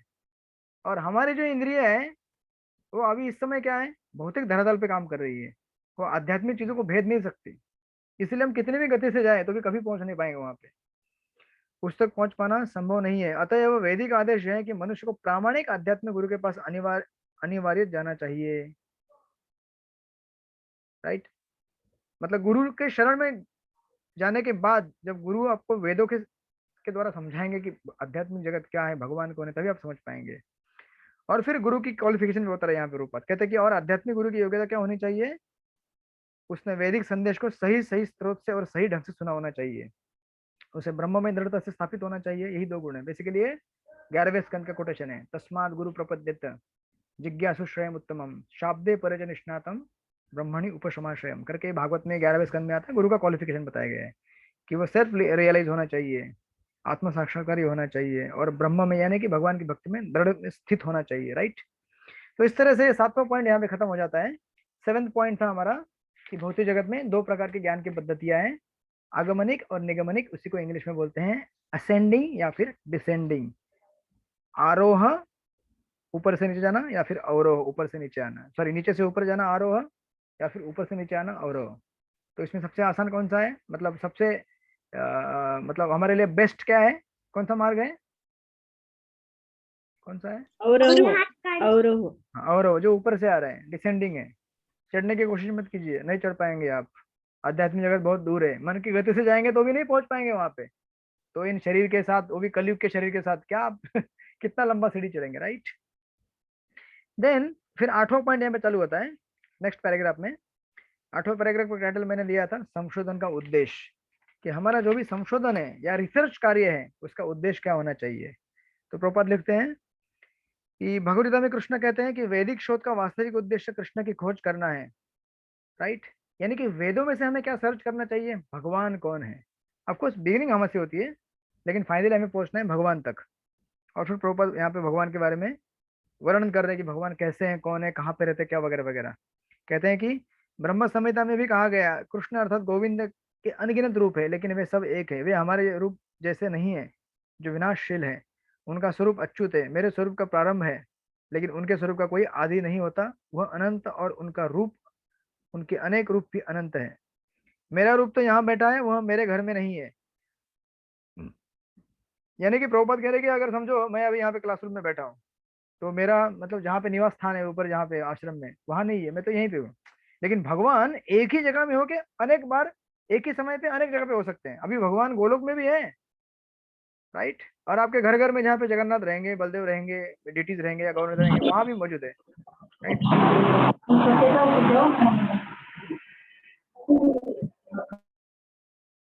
और भगवान हॉस्पिटल में भी है, हॉस्पिटल से आवाज आ रही है। भगवान का प्रेजेंस हर जगह पे रहता है। तो ये डिफरेंस है हमारे बीच में और भगवान के बीच में, कि भगवान हर जगह मौजूद रहते हैं। और फिर आगे लिख रहे हैं कि वे गोलोक वृंदावन में बैठे रह सकते हैं, उसी समय वे सर्वत्र उपस्थित रह सकते हैं। अर्थात वे सर्वव्यापी हैं, वे आदि सबसे प्राचीन। लेकिन आप जब भी कृष्ण के चित्रों देखते हैं तो वे 15 वर्ष के 20 वर्ष के तरुण दिखते हैं। आप कभी उन्हें वृद्ध नहीं पाएंगे। जब कुरुक्षेत्र के तो भूमि, उनकी कितनी उम्र थी, 125 साल। फिर भी जवान, किससे, अर्जुन से भी जवान दिख रहे हैं। राइट, और भगवान को कभी दाढ़ी मूछ नहीं आती। ऑफकोर्स कई कई जगह पे दिखाते हैं। भगवान के बाल कभी पकते नहीं, क्योंकि उनकी उम्र बढ़ती ही नहीं है। 16 साल के नवयुग के जैसे रहती है उनकी उम्र। ये फर्क है हमारे और भगवान के बीच में। तो इस तरह से यहाँ पे ये 8वां पॉइंट प्रभुपाद कंक्लूड कर रहे हैं। आप लोग इसे बाद में डिटेल में पढ़ लीजिएगा, मैं जस्ट फास्ट फॉरवर्ड कर रहा हूँ। और 9th पॉइंट, एक इंपॉर्टेंट पॉइंट यहाँ पे प्रभुपाद लिख रहे हैं बीच में। कहते हैं कि यदि आप वैदिक साहित्य का अध्ययन करके कृष्ण की खोज करना चाहते हैं तो आप भ्रमित हो जाएंगे। अभी आप बोलेंगे, पहले प्रभुपाद ने कहा कि आपको अगर कृष्ण के बारे में जानना है तो आप बोल रहे हैं कि वेदों का सहारा लो। फिर अचानक ये क्या बोल रहे हैं कि वेदों से भी आप नहीं, वेदों से भी ढूंढ नहीं पाएंगे भगवान को। तो प्रभुपाद क्या है ना, एक एक स्टेप हमको आगे लेके जा रहे हैं। सबसे पहले, क्योंकि जब अगर भगवान के भक्त भी अगर हमको बताएंगे भगवान के बारे में, कहाँ से बताने वाले हैं, वेदों से ही बताने वाले हैं ना। इसलिए पहले बिल्ड कर दिया कि वेदों से ही आप जान सकते हैं। लेकिन वेदों को जानना भी हमारे बस की बात नहीं है। आप और हम सब कितनी बार गीता पढ़ चुके होंगे, कितनी बार ईशोपनिषद पढ़ चुके हैं, लेकिन उसका मर्म बहुत ही कम बार में समझ में आया। अब ये नहीं बोल रहा हूँ कि मेरे समझाने से आपको समझ में आएगा, लेकिन हम सब लोग जो साथ में, एक साथ, इट्स लाइक अ कीर्तन, जब हम साथ में भगवान के बारे में डिस्कस करेंगे, समझने की कोशिश करेंगे, तो ये मुझे मतलब एक मैं बोलूँगा कि मैं, आई मीन टू से, मैंने कई बार देखा है पिछले क्लासेस में भी जब मैं क्लासेस करता हूँ, जब हम साथ में डिस्कस करते हैं कुछ भगवान के लीला के बारे में, कुछ सिद्धांत के बारे में, समझने में बहुत आसानी रहती है।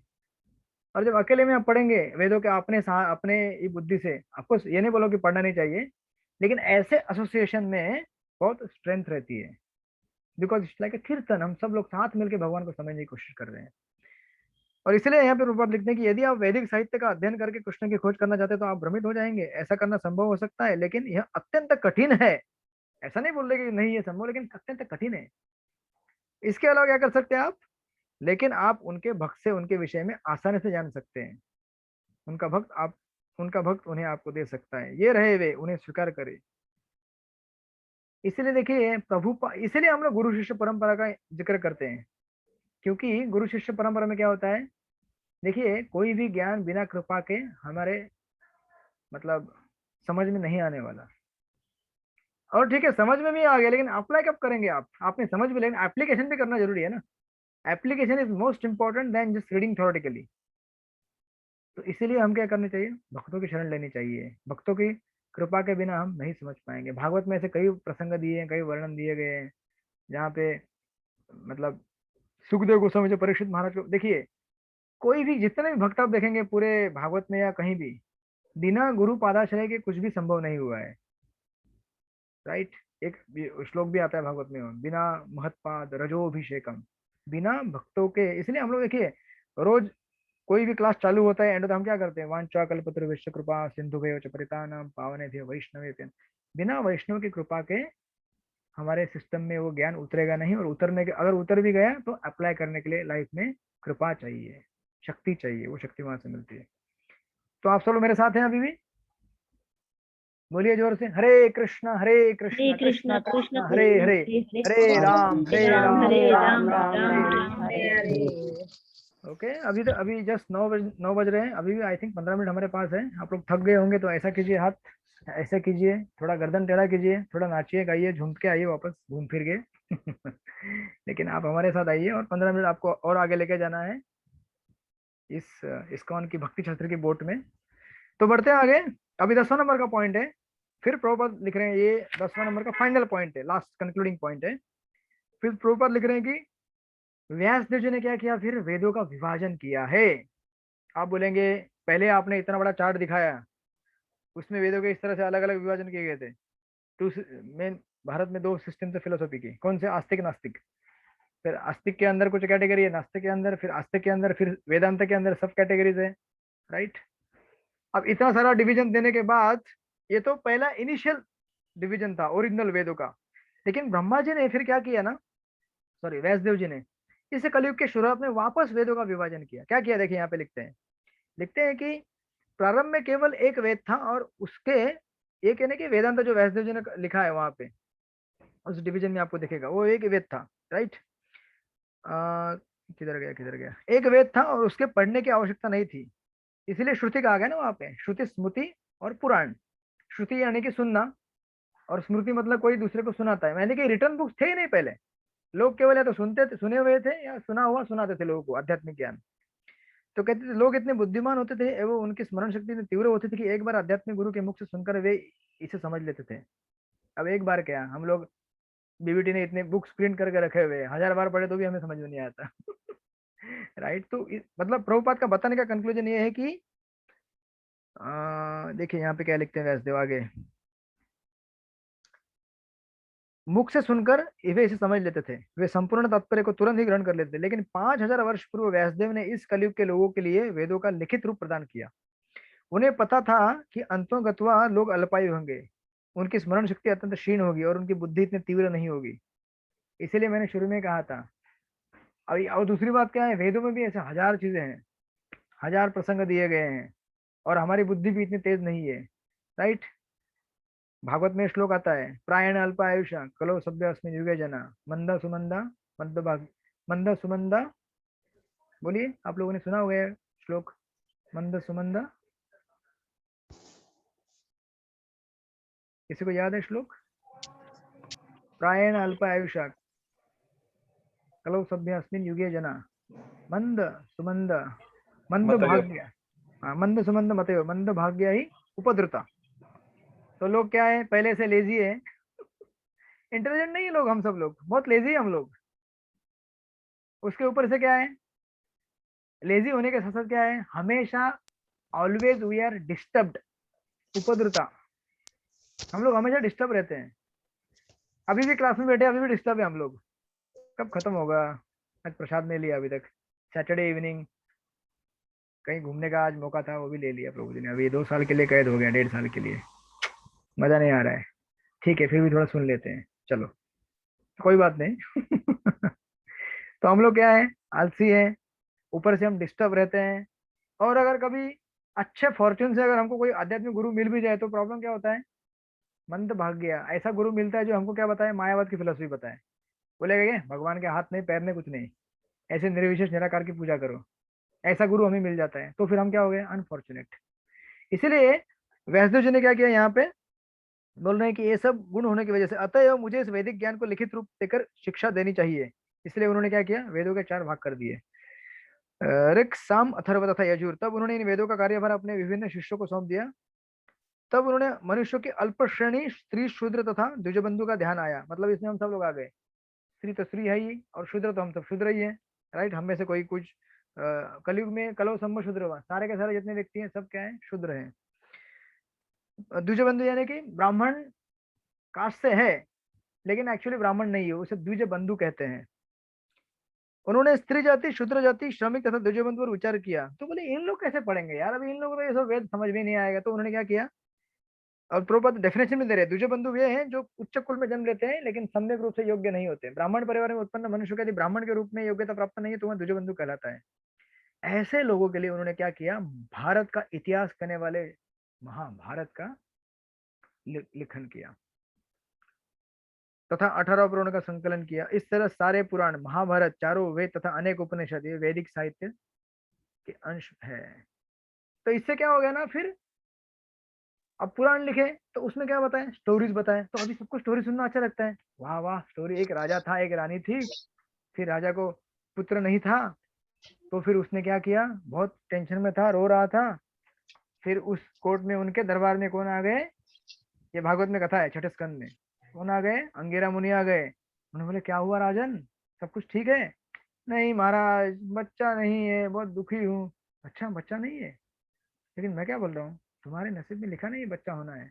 नहीं नहीं नहीं मुझे बच्चा चाहिए। ठीक है ले लो, तथास्तु, बच्चा दे दिया। ये चित्रकेतु महाराज की कथा है भागवत के 6ठे स्कंद में। चित्रकेतु महाराज को पुत्र उत्पन्न होता है, उसका नाम वो ऋषि मुनि रखते हैं, अंगिरा मुनि रखते हैं हर्ष शोक। बोलते हैं कि ये बच्चा थोड़ा हर्ष भी देगा थोड़ा शोक भी देगा। ये बोलते हैं ऐसा कैसा अटपटा नाम, हर्ष शोक कभी होता है क्या ऐसा कोई नाम? तो वो सोचते हैं कि ये क्या थोड़ा नटखट होगा ना, मुझे थोड़ा शोक देगा। लेकिन उनको नहीं पता होता है कि ये बच्चा कुछ समय में शरीर छोड़ के चला जाएगा। वैसे ही होता है। फिर बच्चा जन्म लेता है, फिर जो राजा की रानियां रहती है, 1 करोड़ रानियां रहती है, तो जो प्रमुख रानी रहती है, अब राजा उससे प्रेम करता है। बाकी रानियां बोलती है कि अरे जैसे ये नया मेहमान आया घर पे हमारे, ये तो राजा हमको तो छोड़ दिया देखना। तो फिर क्या होता है, वो उसको जहर पिला देती है बच्चों को, बच्चा मर जाता है। अब हो गया वापस हाय हाय चालू। राजा पहले रो रहा था,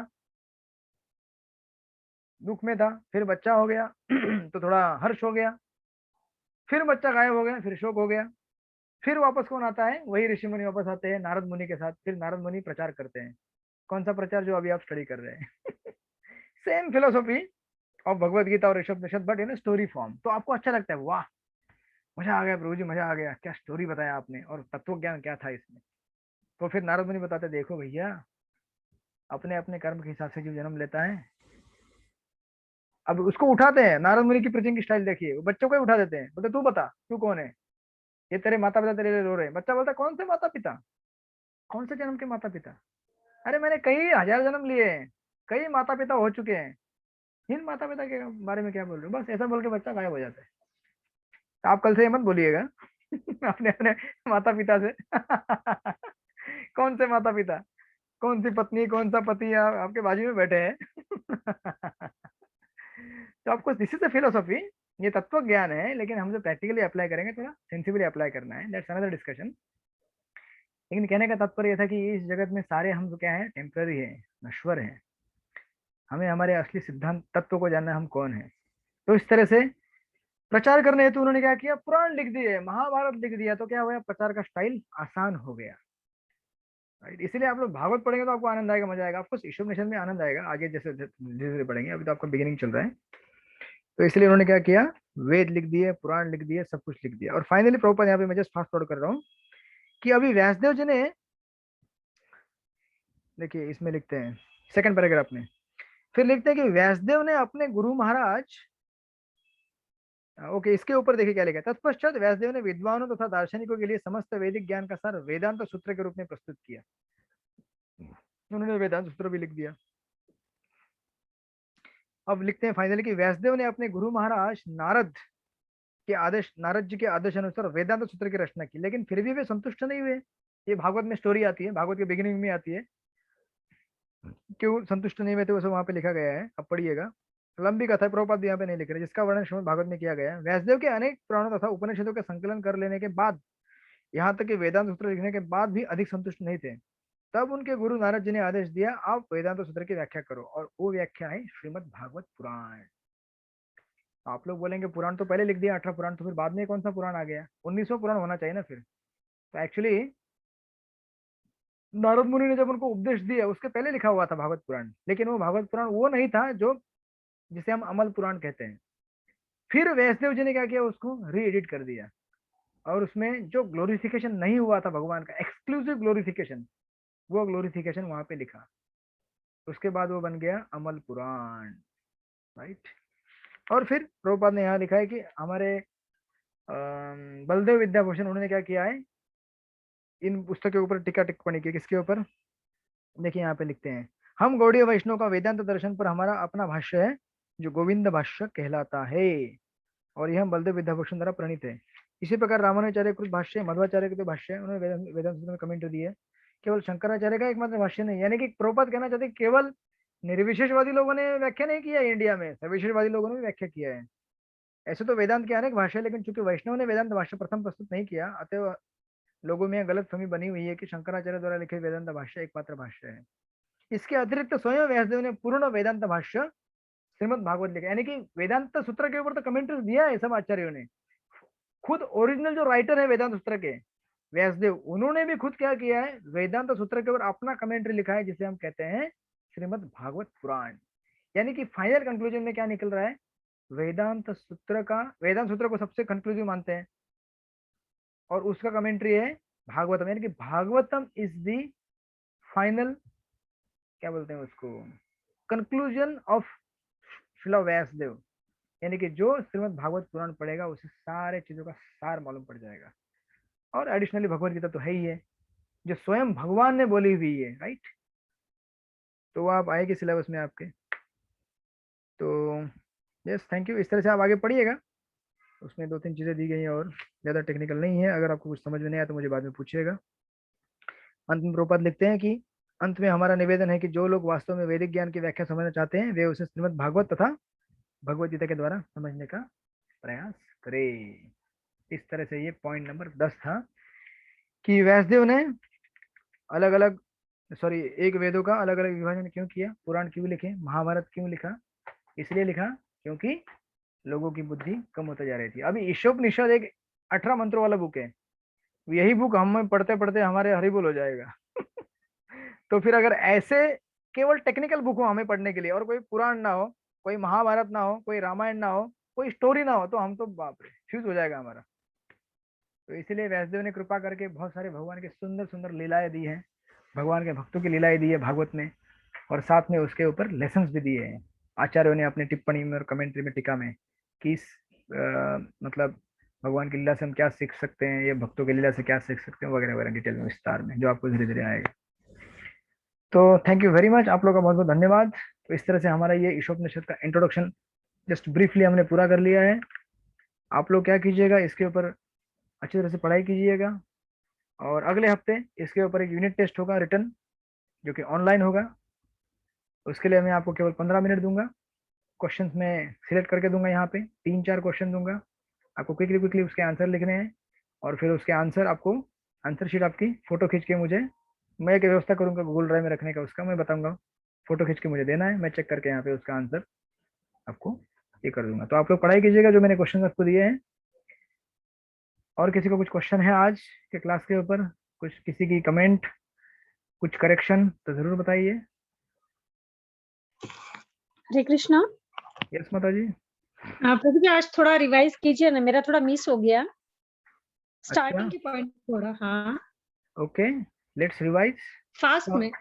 यस, तो हमने आज पॉइंट चालू किया था 3 प्रकार के प्रमाणों के बाद से। 3 प्रकार के मैंने प्रमाण बताए थे, प्रत्यक्ष प्रमाण, शब्द प्रमाण और अनुमान प्रमाण, राइट। अनुमान प्रमाण। हाँ, ये था हमारा पॉइंट नंबर 6। और उसके बाद फिर प्रभुपाद ने 2 प्रकार के स्पिरिचुअल पर्सनैलिटी के बारे में बताया। एक तो थे निर्विशेषवादी, दूसरे थे सविशेषवादी, जो कि आपको पेज नंबर 8 में मिलेगा। तो ये 2 क्लासेस हैं, और दोनों क्लासेस क्या करते हैं, वेदों को मानते हैं और भगवान श्री कृष्ण को परम पूर्ण भगवान मानते हैं, राइट। इसके बाद फिर हम 7वां पॉइंट हमने डिस्कस किया था कि 2 प्रकार के ज्ञान प्राप्त करने की पद्धतियां हैं। एक है असेंडिंग और दूसरा है डिसेंडिंग, आगमनिक और निगमनिक। असेंडिंग यानी कि नीचे से ऊपर जाने वाला, और डिसेंडिंग मतलब ऊपर से नीचे आने वाला। तो सिंपल क्या है, हमें ऊपर से जो आता है उसे कैच कर लेना चाहिए, तो मिल गया। अभी आम के पेड़ में से अगर आम तोड़ना है तो पत्थर से तोड़ते तोड़ते दिमाग खराब हो जाएगा, कभी आपका निशाना लगेगा नहीं लगेगा। सिंपल ऊपर से किसी ने आम फेंक दिया, कैच करो। खाली प्रैक्टिस क्या करना है, कैच करने का, राइट। वैसे हमको प्रैक्टिस पहले से है, क्रिकेट खेलते होंगे आप सब लोग, मतलब खेले होंगे स्कूल में तो कैच कर लीजिए, बढ़िया, आपको मिल जाएगा हाथ में आम, यानी कि वेदों का सार प्रभुपाद ने दिया है। अगर फाइनली हमने फिर 8वां पॉइंट देखा कि संशोधन का उद्देश्य क्या है, सारा रिसर्च करने का हमारा उद्देश्य क्या है, ये जानना कि स्वयं क्या है भगवान, स्वयं हमारे इसके उद्देश्य, सारे रिसर्च का जितना भी हमारा पढ़ाई है, फाइनली हमारा उद्देश्य क्या है, भगवान को प्राप्त करना, भगवान को जानना। और फिर उसमें भगवान के बारे में बताया कि भगवान कैसे हमेशा यौवन रहते हैं, सच्चिदानंद शरीर है उनका। फिर 9वां पॉइंट था कि हमें भगवान को कैसे जानना चाहिए, भगवान के भक्तों से जानना चाहिए। भगवान के भक्त हमें अच्छी तरह बता पाएंगे, बिना प्रभुपाद के कमेंट्री के हम कोई भी बुक नहीं पढ़ सकते ठीक से। ओरिजिनल श्लोक तो भूल ही जाओ, कमेंट्री पढ़ने के बाद भी उसे समझने के लिए हमें प्रभुपाद के शिष्यों के कमेंट्री पढ़नी पड़ती है, राइट। और इस तरह से क्लास में डिस्कस करते तब हमें समझ में आता है। तो भगवान के भक्तों की कृपा लेनी चाहिए। और फाइनल 10वां पॉइंट था कि व्यासदेव ने वेदों के विभाजन क्यों किए, क्योंकि कलयुग में हम सब लोग क्या है, मंद बुद्धि है, अल्प आयु है, हमेशा डिस्टर्ब रहते हैं, लेजी हैं हम लोग।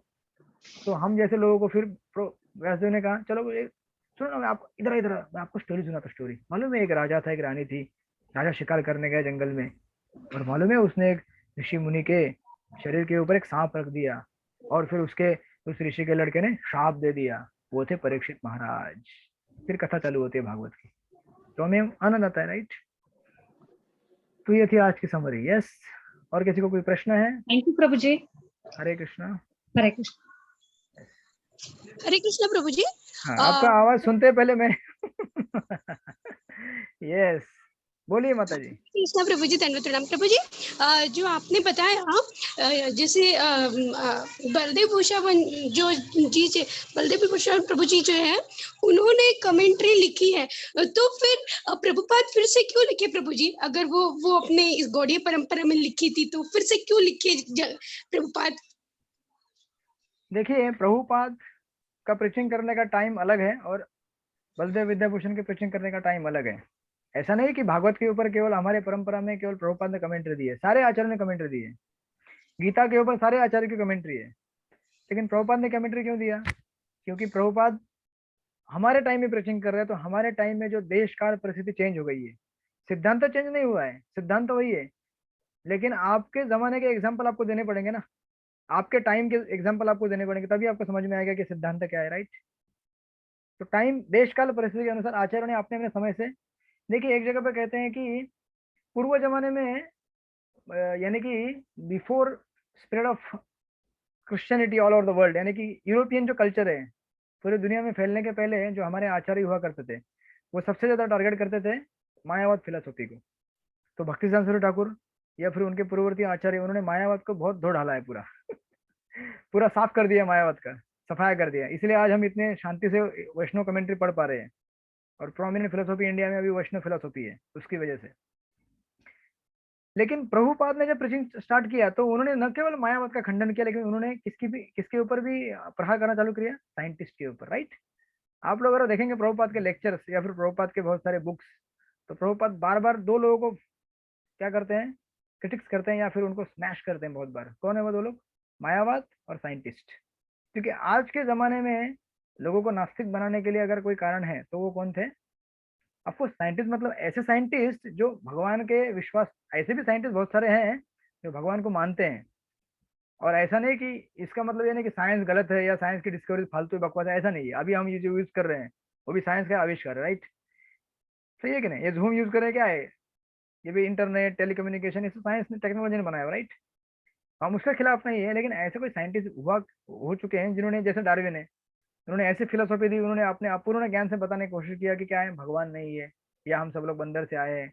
यानी कि हमारे पूरे जो जो कर्म के नियम दिए गए शास्त्र में, उनको रिजेक्ट कर दिया। लेकिन जब उनको पूछा गया कि फिर इस जन्म में कोई अमीर है, कोई गरीब है, कोई काला है, कोई गोरा है, किसी का हाथ पैर टूटा हुआ है, किसी का अच्छा है, ये सब परिस्थितियां क्यों, किसने निर्माण की? उसका उत्तर उनके पास नहीं है। उसके लिए तो हमें कर्म के नियम को देखना पड़ता है वैदिक शास्त्रों में। तो इसीलिए देश काल परिस्थिति के अनुसार कमेंट्रीज आई हुई हैं। यस,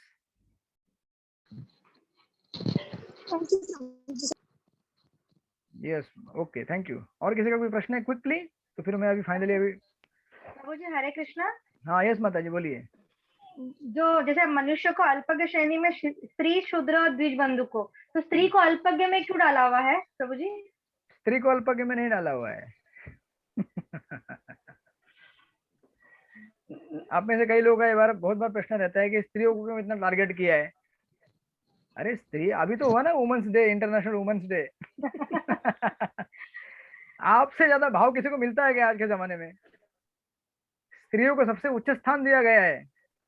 नहीं दिया गया है, नहीं दिया गया है। दिया गया है, पर वो इसमें लिखा था, इसलिए बोली प्रभु जी कि ऐसे क्यों लिखा है? देखिए, आप स्त्री हैं या आप भक्त हैं, बताइए आप मुझे। प्रभु जी दोनों है ना? स्त्री भी है, भक्त भी है। देखिए आप किस, देखिए इसलिए आइडेंटिटी अगर आप पकड़ के रहेंगे कि मैं स्त्री हूँ, if you stick to the identity कि मैं स्त्री हूँ, मैं स्त्री हूँ, या फिर कोई अगर शूद्र रहेगा, मैं शूद्र हूँ, मैं शूद्र हूँ। अरे आप एक्चुअली महाप्रभु कितनी बार कह के जा चुके हैं, ना हम विप्रो न च नरपति नापि वैश्यो ना शूद्रो गोपीर भत्तु पद कमलो दास दास दासन दास। This is our identity. ये तो व्हीकल है ना, खाली ये व्हीकल है। स्त्री का शरीर तो क्या हुआ, व्हीकल है जस्ट। और प्रभुपाद ने कितनी बार कहा है कि पुरुषों से ज्यादा स्त्रियों के अंदर भगवान के लिए भावना होती है और स्त्रियां जल्दी भगवान की भक्ति बन जाती है। सुना है कि नहीं आपने प्रभुपाद से? प्रभुपाद अगर कुंती महारानी का बुक पढ़ेंगे आप, कुंती महारानी कौन थी, इतिहास में देखिए जाके आप जरा, एक से एक जितने भी महान भक्त हैं भगवान के, अभी मॉडर्न जमाने में मीराबाई, राइट, कितने भगवान के परम भक्त हो चुके हैं। और ऑब्वियसली गोलोक वृंदावन में भगवान की परम भक्तिन कौन है? सारी गोपियां है ना, सारी गोपी। तो आपको तो बढ़िया स्थान मिला है। कभी कभी मुझे लगता है कि मैं भी स्त्री बन जाऊं। ऐसा ऐसा राधा गोविंद महाराज कहते थे एक लेक्चर में, बोलते थे कि चलो हम जब भागवत फिलोसफी पढ़ते तो हमको लगता है कि मैं भी गोपी भाव में आ जाऊं, मैं भगवान को गोपी की तरह सेवा करूं। लेकिन ये शरीर ऐसा है कि पुरुष का वो गोपी का भाव कैसे लाएगा? लेकिन महाराज बोलते कि स्त्रियां तो पहले से स्त्रियां है, तो गोपियों के भाव में आ जा, गोपियां ही है वो ऑलरेडी, राइट?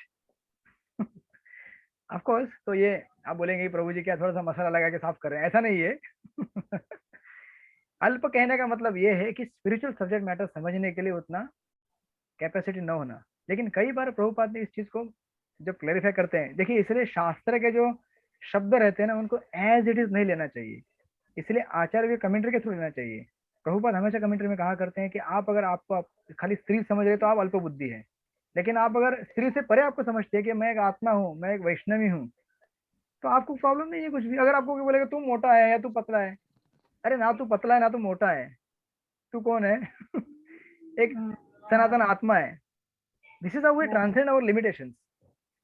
और ऐसा नहीं कि केवल कलयुग में स्त्रियों को ऐसा कहा, इस श्लोक में अगर आप पढ़ेंगे तो शूद्रों को भी वही कहा गया है। और आपने कोटेशन कई बार सुना होगा, कलौ संभ शूद्र। हम सब लोग कलयुग में क्या है, शूद्र है ना। हमें तो कोई ब्राह्मण है ना, कोई क्षत्रिय है ना, वैश्य, हम सब लोग शूद्र हैं। तो हम सब लोग एक ही पोट में है। तो नेवर फील कि अरे स्त्रियों के बारे में, स्त्रियों का क्या, सबके बारे में ये कहा गया है। आपके घर में जो सो कॉल्ड पुरुष है वो बोलते हैं मैं पुरुष हूँ, मैं ये हूँ, मैं बुद्धिमान हूँ। अरे आपके बारे में वही कहा गया शास्त्र में, राइट? यस, आपके घर में आने लगते हैं। तो ऐसा नहीं है कि केवल स्त्री अल्प बुद्धि है, हम सब लोग अल्पबुद्धि हैं, ये सब परिभाषा हम सब के लिए है, इसलिए एक शब्द को लेके कभी भी ऐसा मत सोचिए, right? Don't think, never think like that, we all are in full and less intelligent. In fact Prabhupada तो आपके बारे में पॉजिटिवली कहा है, पुरुषों के बारे में इतना पॉजिटिवली कभी कहा नहीं। पुरुष क्या होते हैं, थोड़े हार्ड कोर होते हैं, हार्ट उनका कठिन रहता है। भगवान को प्राप्त करने के लिए हार्ट कोमल होना चाहिए, और वो कोमल हार्ट आप लोगों के पास है, लेकिन एट द सेम टाइम वो वीकनेस भी है। वाई? बिकॉज अगर आपको कोई बहलाएगा फुसलाएगा तो तुरंत फंस जाएंगे आप। इसीलिए ऐसा कहा जाता है कि पुरुष जो है रैशनल होते हैं और स्त्रियां इमोशनल होती है। रैशनल यानी कि थोड़े विचारवंत होते हैं, फिलोसोफर होते हैं, और स्त्रियां कैसे रहती है, भावुक रहती है। लेकिन भगवान को प्राप्त करने के लिए फिलोसोफर से ज्यादा भावुकता इंपॉर्टेंट है। लेकिन भावुकता भी कैसे होनी चाहिए? शास्त्र सम्मत होनी चाहिए। इसलिए बैलेंस, पुरुष भी चाहिए स्त्री भी चाहिए, दोनों को साथ में अगर लेकर चलेंगे दोनों चीज मिलती है, सिद्धांत मिलता है और साथ में आपको क्या मिलता है, भावना भी मिलती है। क्योंकि अल्टीमेटली फिलोसॉफी होने के बाद भी अगर भावना नहीं रहेगी तो आप भगवान को क्या प्राप्त करेंगे? भावना होनी चाहिए ना भगवान को प्राप्त करने के लिए। तो आप आज से क्या है, स्त्री नहीं, आप कौन है? गोपी है। लेकिन आप साधक गोपी है, आप साधना स्टेज पे है। नहीं तो आप बोलेंगे चलो अभी कल से वृंदावन में जाती हूँ, मैं नाचूंगी। ऐसी गोपी नहीं, आप साधना स्टेज की गोपी है। आप धीरे धीरे बन जाएंगी सिद्ध स्टेज की गोपी, राइट? Okay, thank you. और किसी को कुछ प्रश्न है? ओके, तो प्रश्न किसी को नहीं है तो हम फाइनली अभी ये डिस्कस करेंगे कि आप लोग, कुछ लोग बोल रहे थे संडे को क्लासेस, या जो मैंने अभी शेड्यूल दिया हुआ है, एक शेड्यूल तो मैंने दिया है कि सैटरडे को अपना क्लास 8 बजे से 9:15 बजे तक होगा। वो सबको ओके है? अगर ओके है तो हाथ ऊपर कीजिए। अभी जो लोगों को मुझे चेहरा नहीं दिख रहा है, मैं समझ जाऊंगा वो लोग ओके नहीं है। ओके, तो मतलब आप सब लोग सहमत हैं, ठीक है? और अभी संडे का टाइमिंग, आप लोग को कौन सा सूटेबल है? बोलिए। जो मैंने टाइमिंग दिया सूटेबल है? मॉर्निंग 10:30 टू 12, 10:30 से 12? नहीं प्रभु जी, मॉर्निंग में नहीं रखिए। प्रभु, संडे नहीं प्रभु जी, संडे नहीं? नहीं प्रभु जी, मॉर्निंग में मत रखिए प्रभु जी। अच्छा, तो शाम को? हाँ, शाम में भी लेकिन नहीं शाम को प्रभु तो जी। लेकिन शाम को तो आपका संडे फिक्स रहता है। हाँ, नहीं और कोई दिन शाम को रखिए प्रभु। हाँ, संडे मत रखो प्रभु जी। अच्छा, संडे रखो ही मत। संडे हमको एक ही 2 दिन मिलता है, घर में साफ सफाई करेंगे, वहाँ क्लीनिंग करेंगे, भगवान को नहलाएंगे, थोड़ा घूमने भी जाएंगे। क्या प्रभु जी, आप संडे भी ले रहे हो? संडे प्रोग्राम रहते प्रभु जी, इसलिए नहीं कर रहे। और थक जाते हैं, सुबह भागवतम, फिर शाम को संडे, फिर कितने लेक्चर, बाप रे। एक तो पहले आपने कह दिया है कि अल्प ज्ञानी हम लोग, फिर कितना ज्ञान ले ले हम लोग, हमारे अंदर कितना स्टोर करे, हो ही नहीं सकता प्रभु जी। ओके, तो फिर आपको बाकी वीकडे में कभी भी चलेगा ना, शाम को ऐसे 8 से 9:15? हाँ, चलेगा प्रभु जी।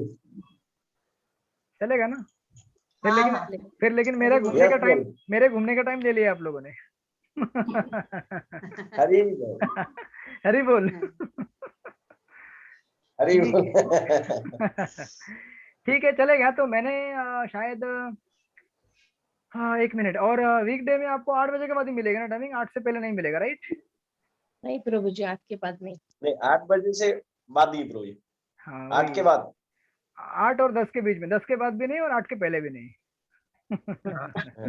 यस प्रभु जी। Okay okay okay okay. तो शायद मैंने आपको मंगलवार दिया था, राइट? हाँ, हरी बोल प्रभु जी। हाँ, तो मंगलवार ओके आप लोगों को? मंगलवार? यस प्रभु जी। ओके, ठीक है, तो फिर मिलेंगे मंगलवार को। तो एक काम करेंगे, देखिए, Yes, bro.